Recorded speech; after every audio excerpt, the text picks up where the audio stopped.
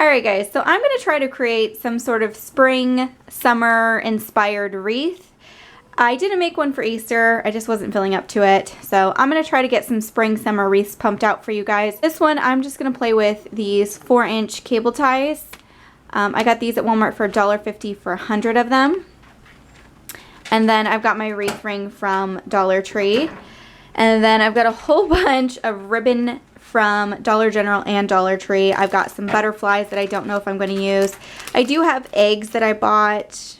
I feel like eggs, you can still get away with that for spring. Doesn't necessarily have to be an Easter thing, but I might just put those away for another time. And then I've got a whole bunch of mesh here that I've gotten from Dollar Tree, Dollar General, and I've had to go to Michael's or Hobby Lobby with coupons because it's getting harder and harder to find mesh at Dollar Tree. So what I decided to do was create these little bows for my bottom layer. So I created a little loop. Make sure you are keeping the beginning point down towards the back of your wreath so you're not getting that mesh fray at the top of your wreath that you don't want. I also decided to use the 2 middle brackets instead of the 2 outer brackets. And I am just going to zigzag these bows back and forth, securing with zip ties. Now I did use 30 feet for my primary color, which I chose yellow for. So you're going to want to make sure you at least have 30 feet for your bottom layer. And it's very, very easy to do, though I did notice with the zip ties, I have less wiggle room or adjustment room than I do with pipe cleaners. And here I'm just showing you how I zigzagged that back and forth. And you're going to run out, so you're going to have to, do a new start point. And when I was clipping, I had to be very careful not to clip the mesh. So now I am adding in a second color. You can add in as many colors as you want. And with this, I'm just going to start filling in the gaps, kind of just whatever bracket I need to put it on and weaving it through. It's honestly easier once you start doing it more and more. You'll get the hang of it. So you're just going to start creating these little loops, filling in the gaps with your second color.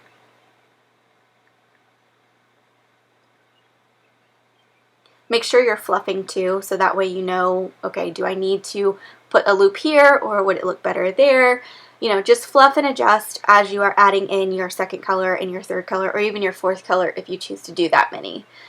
Here you kind of see me adjusting and playing with it a little bit more, and I decided to add in some pink. And I'm going to do the exact same thing I did with the blue, just filling in the gaps where I am noticing the wreath frame or I am seeing the zip ties. And with these 2 additional colors, I only needed 1 roll, which was 15 feet.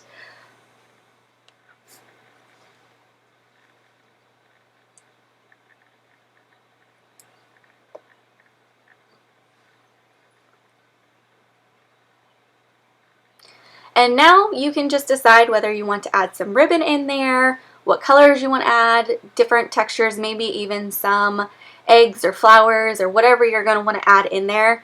I've got some mesh tubing here too, so I'm going to play around with this a little bit and I will show you kind of what I've come up with, but I'm just going to keep using those zip ties and wires to secure everything down, but I'm just kind of showing you here what, the different things you can do.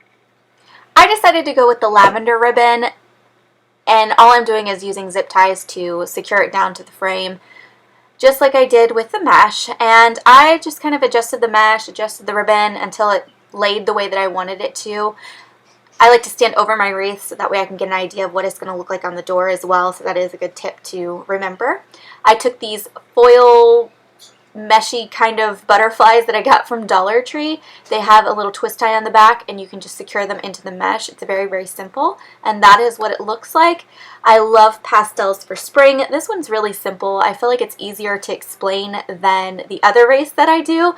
So hopefully this inspires you. I would definitely say this is more on the intermediate wreath making because the zip ties can be a little bit more tedious than the pipe cleaners that I use in my previous wreaths.